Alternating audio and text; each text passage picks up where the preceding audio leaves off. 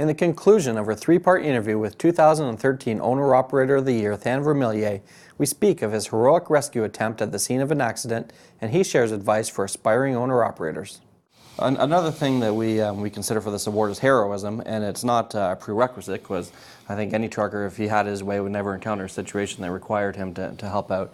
But you unfortunately have come across accidents, and one in particular was very tough. I don't know how much you want to talk about that, but... Well, the one in Coburg. It was a set of trains, and I'm not sure how old the ladies were, but it was two ladies were trapped. The tractor trailer set of trains jackknifed, and when I got up to them, I couldn't get the door open. I couldn't get near them. The car started on fire. When I ran back to get to, I was going back to get my hammer to bust the window out.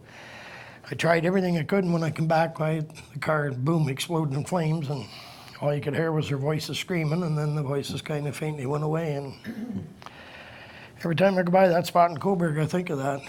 It's hard. What did you learn about yourself through that experience? Because we talked earlier about so many people don't stop when they see people that need help, and you were up for the task at least. Well, you have to, and I will tomorrow too, or today. If you got to be there. You got to help. You got to do what you can possibly do. And in some cases, you're better to stay back. You're better to stay away, because if you don't know what you're doing, you're not.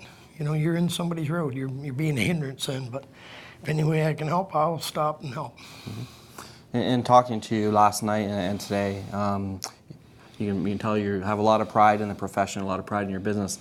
How important is that to you, that people associate you with someone that takes pride in their work? It's just, again, it goes back. I'm very proud.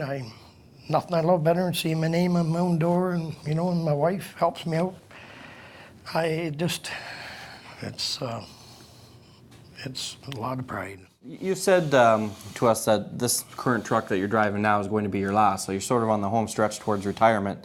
For someone that's looking to get into the industry as a young person, what advice do you have for them?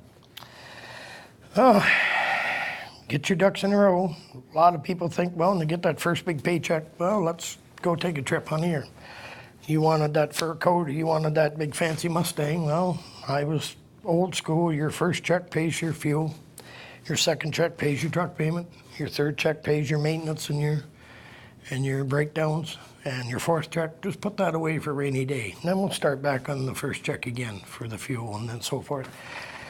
Today, the younger kids, it's hard. It's hard to step out. Many of the big companies now have offered jobs where you work for them, you buy the truck through them. I always said that was a never plan. You never, ever get it paid for. You're only helping them out.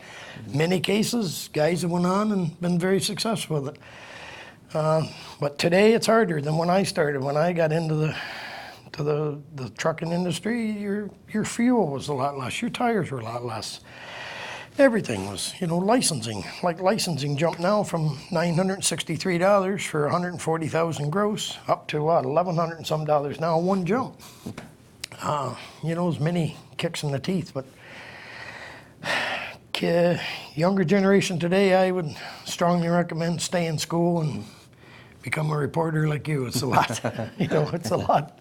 I might have different advice for them, but it's hard. It's just the trucking industry is. It's got to be quite a handful. I wouldn't want to be starting back out young again. I was going to ask you, do you think that you could have achieved the same amount of success that you have if you were to start out today in such a different environment? I pretty well guarantee I would, because I'm kind of a bullheaded little French-Irish cross. If I take in my mind I'm going to do something, I'll do it. And that was one thing I took pride in, raising my family and keeping my own name in the door and paying my bills. And yeah, I would do it again, but again, I'm a different breed.